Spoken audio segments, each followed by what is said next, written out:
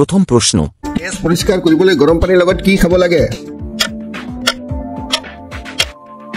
শুদ্ধ উত্তৰটো হ'ল মৌ আৰু নেমুৰ ৰস গৰম পানীৰ লগত খালে শৰীৰৰ তেজ পৰিষ্কাৰ হয়।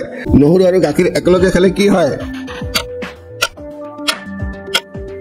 শুদ্ধ উত্তৰটো হ'ল নহৰু আৰু গাখীৰ একেলগে খালে মুখৰ দুৰ্গন্ধ, হৃদয়ৰ জ্বলন, গেছ, ডায়েৰিয়া আদিৰ পাৰ্শ্বক্ৰিয়া হ'ব পাৰে। কেঁচা নহৰুৰ লগত গাখীৰ খালে এই পাৰ্শ্বক্ৰিয়াবোৰ আৰু বেছিকৈ প্ৰভাৱ পেলাব পাৰে, ফলত নহৰুৱে তেজ ওলোৱাৰ সম্ভাৱনা বৃদ্ধি কৰিব পাৰে আৰু কিছুমান মানুহৰ এলাৰ্জিৰ সৃষ্টি কৰিব পাৰে। কিন্তু যদি আপুনি খালী পেটত কেৱলমাত্ৰ কেঁচা নহৰুৰ এটা কোষ খায়, তেন্তে ই শৰীৰত জমা হোৱা বেয়া কলেষ্ট্ৰল কমাই দিয়ে, যাৰ ফলত উচ্চ কলেষ্ট্ৰলৰ সমস্যা নাইকিয়া হয়, লগতে হৃদৰোগ, হাঁপানি, গেছ আদিৰ সম্ভাৱনা হ্ৰাস পায়। কোনে নহৰু খাব নালাগে?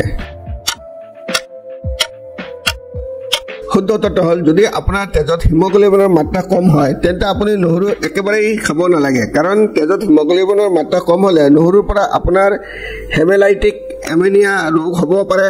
মহিলাসকলৰ হিমোগ্লোবিনৰ সংখ্যা সাধাৰণতে কম আৰু এচিডিটিৰ সমস্যা থকাসকলেও নহৰু পৰিহাৰ কৰিব লাগে। গৰ্ভৱতী মহিলাই কেঁচা নহৰু খাব নালাগে। অনুগ্ৰহ কৰি চেনেলটো ছাবস্ক্ৰাইব কৰি বেল আইকনটো অন কৰি ৰাখিব, যাতে মোৰ নতুন ভিডিঅ'বোৰ তৎক্ষণাত পাব পাৰে। ভিডিঅ'টো লাইক আৰু শ্বেয়াৰ কৰিবলৈ নাপাহৰিব।